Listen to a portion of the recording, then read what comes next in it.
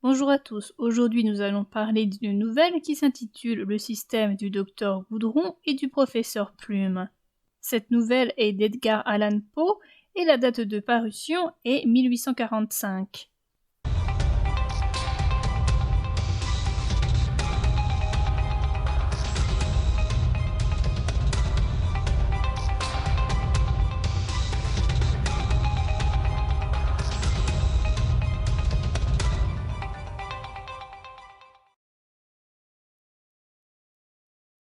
Le narrateur est en voyage dans le sud de la France. Il passe à côté d'un établissement de santé dont il a déjà entendu parler et qu'il souhaite visiter. Cet établissement aurait mis en place le système de la douceur qui donne un minimum de contraintes aux malades, un maximum de liberté au sein du château et qui ne contredit pas ses malades dans leurs convictions sans sens. Le compagnon de voyage accompagne le narrateur jusqu'à cet asile pour l'aider à y être introduit car son compagnon connaît l'administrateur qui s'appelle Monsieur Maillard.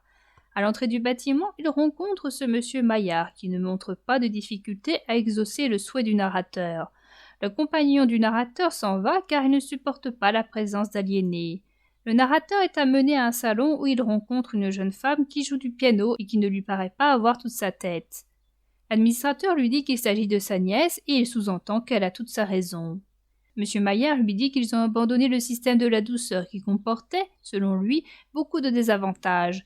Il souhaite montrer au narrateur sa nouvelle méthode après dîner. Le narrateur va dîner avec l'administrateur. Ils vont dans une salle contenant une trentaine de personnes. Le narrateur s'aperçoit que les autres sont habillés de manière excentrique, si bien qu'il pense un moment que M. Maillard l'a fait asseoir à la table des aliénés sans rien lui dire. Finalement, il se souvient qu'on lui a dit, à Paris, que les gens du sud de la France s'habillent d'une étrange façon. Les autres parlent des différents cas de folie qu'ils ont croisés. Ainsi, nous avons le cas d'un homme qui se prenait pour une théière, d'un homme qui se prenait pour un âne et qui faisait des ruades. L'homme veut en faire une démonstration, mais il se fait réprimander par sa voisine. Les repas ont des noms bizarres. Il y a par exemple ce lapin au chat. Il y a trop de nourriture, et la nourriture est présentée n'importe comment. Le narrateur ne s'inquiète pas outre mesure, car il pense que les méridionaux donnent des noms bizarres à leurs repas. La liste des différentes folies continue. Ainsi sont énumérés un homme qui se prend pour un fromage, un autre pour une bouteille de champagne. Il y a des hommes qui se prennent pour une grenouille, une prise de tabac, une citrouille, un homme qui pense avoir deux têtes. Il y en a un qui se prend pour un tonton. Il y a également une femme qui se prend pour un coq dont elle essaie d'imiter le chant. La femme qui a fait la description de cette folie se met à imiter le chant du coq. Elle se fait réprimander par un autre qui utilise le même nom de famille pour lui parler que le nom de la femme atteinte de cette folie. Cette répétition du même nom et des faits se renouvelle avec le cas d'une narratrice qui parle d'une femme qui s'habillait en enlevant ses vêtements. Ils sont dérangés par des cris que M. Maillard dit provenir des fous, dont il en a une dizaine en ce moment. Le narrateur parle avec M. Maillard. Il a fini par croire qu'il l'a fait manger avec des fous. M. Maillard le détrompe. Il s'agit de son personnel. Il l'excuse en disant que quelques-uns sont quelque peu excentriques et en disant que le vin est coupable de ses comportements étranges. M. Maillard parle de sa nouvelle technique qui consiste à mettre le malade en réclusion et à appliquer la méthode du docteur Goudron aménagée avec des techniques du professeur Plume. Le narrateur n'en a jamais entendu parler et M. Maillard le fait culpabiliser de cette ignorance. M. Maillard lui dit que l'ancienne méthode ne marchait pas, car il y a des risques de révolte et car les malades dissimulent leurs desseins. M. Maillard lui raconte une mésaventure qui s'est déroulée il y a guère longtemps et qui lui est arrivée quand il pratiquait la méthode d'Os. Les fous en ont profité pour mettre les gardiens dans leurs cellules et les faire passer pour des fous.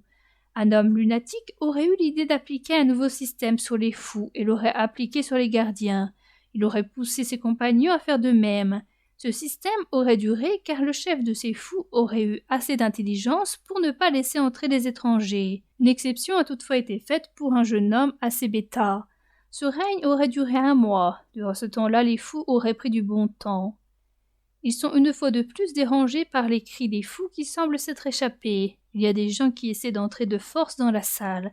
Les hôtes de cette salle font tout ce qu'ils dénonçaient chez leurs patients. Les nouveaux occupants de la salle arrivent avec des plumes et du goudron, et ils se mettent à frapper tout le monde dans la salle. Le narrateur comprend enfin que l'histoire de M. Maillard est la sienne. Il a été autrefois vraiment administrateur de cet asile avant de perdre la tête, ce qui explique le fait que le compagnon du narrateur n'ait rien fait pour empêcher le narrateur d'entrer dans cet asile. Les gardiens reprennent leur place, et ils continuent d'administrer au fou la méthode douce, quoique modifiée. Puis je vis sauter sur la grande table, au milieu des bouteilles et des verres, le gentleman qu'on avait eu tant de peine à empêcher d'y monter une heure plus tôt. Dès qu'il se fut dûment installé, il commença un discours qui aurait paru sans doute fort éloquent, si on avait pu l'entendre. Au même instant, le monsieur qui avait manifesté ses prédilections pour le tonton se mit à tournoyer par la salle, avec une énergie formidable, les bras étendus en croix, de sorte qu'il avait tout à fait l'air d'un vrai tonton et renversait quiconque se trouvait sur son passage. Entendant d'un autre côté partir émousser une incroyable quantité de bouteilles de champagne, je découvris enfin que le bruit provenait des efforts de la personne qui avait joué durant le dîner le rôle de cette poisson délicate. Plus loin, l'homme grenouille coassait comme si le salut de son âme dépendait de chaque cri qu'il lançait, et au milieu du tumulte, dominant le tapage, on entendit braire un âne. Quant à ma vieille amie, Madame Joyeuse, j'aurais pleuré sous cette pauvre dame tant elle semblait terriblement désorientée.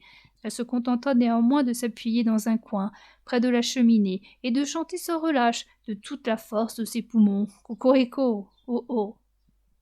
Enfin vint l'apogée, la catastrophe du drame. Comme on opposait aux tentatives des agresseurs d'autres résistances que des huées, des hurlements sauvages ou des cocoricots, les 10 croisés ne tardèrent pas à céder, presque simultanément. Jamais je n'oublierai la surprise et l'horreur que je ressentis en voyant se précipiter à travers les fenêtres et tomber pêle-mêle au milieu de nous, bataillant, frappant des pieds, égratignant et criant, toute une armée d'ennemis que je pris pour des chimpanzés, des orang-outans ou des babouins noirs du cap de Bonne-Espérance. Je reçus pour ma part une terrible volée de coups de bâton, puis je parvins à me faufiler sous un meuble et je me tins coi.